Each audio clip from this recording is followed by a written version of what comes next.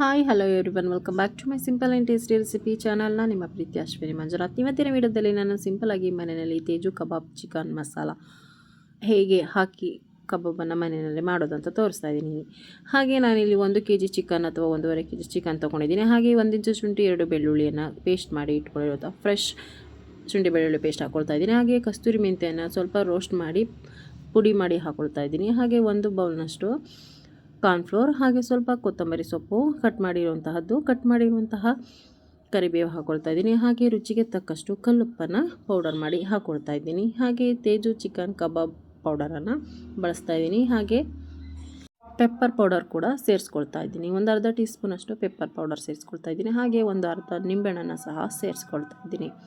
ನಿಂಬೆಹಣ್ಣು ಸೇರಿಸಿದ ನಂತರ ಬೀಟ್ ಮಾಡಿ ಇಟ್ಕೊಂಡಿರುವಂತಹ ಒಂದು ಮೊಟ್ಟೆನ ಸೇರಿಸ್ಕೊಳ್ತಾ ಇದ್ದೀನಿ. ನಾನು ವಿತ್ ಎಲ್ಲೋ ಕೂಡ ಹಾಕ್ಕೊಳ್ತಾ ಇದ್ದೀನಿ. ಇವಾಗ ಕಬಾಬ್ ಮಸಾಲವನ್ನು ಸೇರಿಸ್ಕೊಂಡಿದ್ದೀನಿ. ಸೊ ನೋಡಿಕೊಂಡು ಹಾಕ್ಕೊಳ್ಳಿ ಉಪ್ಪನ್ನು.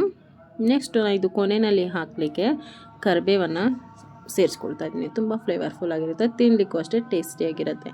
ಸ್ವಲ್ಪ ಎಣ್ಣೆಯನ್ನು ಹಾಕ್ಕೊಂಡು ಈ ರೀತಿಯಾಗಿ ಚೆನ್ನಾಗಿ ಎಲ್ಲವನ್ನು ಕಲಿಸ್ಕೊಬೇಕಾಗುತ್ತೆ. ಒಂದು ಚಿಕನ್ಗೆಲ್ಲ ಆಗಬೇಕು ಆ ಒಂದು ನಾವೇನು ಮಸಾಲೆ ಹಾಕಿದ್ದೀವಿ ಪೌಡರ್ಗಳು ಅದೆಲ್ಲ ಚೆನ್ನಾಗಿ ಮಿಕ್ಸ್ ಆಗಬೇಕು.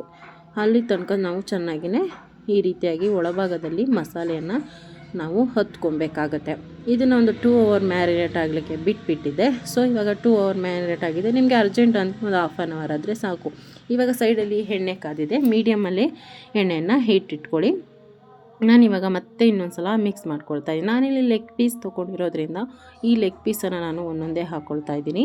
ಮೊದಲನೇದಾಗಿ ಲೆಗ್ ಪೀಸನ್ನು ರೋಸ್ಟ್ ಮಾಡ್ಕೊಳ್ಳೋಣ. ಯಾಕೆಂದರೆ ನಾವು ಲೆಗ್ ಪೀಸನ್ನು ಡಬಲ್ ರೋಸ್ಟ್ ಮಾಡೋದ್ರಿಂದ ತುಂಬ ಚೆನ್ನಾಗಿ ಒಳಭಾಗದಲ್ಲಿ ಬೆಂದಿರುತ್ತೆ. ಹಾಗೆ ತಿನ್ನಲಿಕ್ಕೂ ಅಷ್ಟೇ ಟೇಸ್ಟಿಯಾಗಿರುತ್ತೆ. ಯಾವುದೇ ರೀತಿ ಹಸಿ ವಾಸನೆ ಇರೋದಿಲ್ಲ. ಆ ಬ್ಲೆಡ್ ಏನಿರುತ್ತೆ ಅದೇ ಥರ ಇರೋದಿಲ್ಲ, ಚೆನ್ನಾಗಿ ರೋಸ್ಟ್ ಆಗಿರುತ್ತೆ ಅನ್ನೋದು ಕಾರಣಕ್ಕೋಸ್ಕರ ನಾನಿಲ್ಲಿ ಎಣ್ಣೆಯನ್ನು ಮೇಲೆ ಸ್ಪ್ರೆಡ್ ಮಾಡಿಕೊಂಡು ಕಬಾಬನ್ನು ಎಣ್ಣೆಯಲ್ಲಿ ಬೇಯಿಸ್ಕೊಳ್ಳೋಣ. ಈ ರೀತಿ ಬೇಯಿಸೋದ್ರಿಂದ ತುಂಬ ಚೆನ್ನಾಗಿರುತ್ತೆ.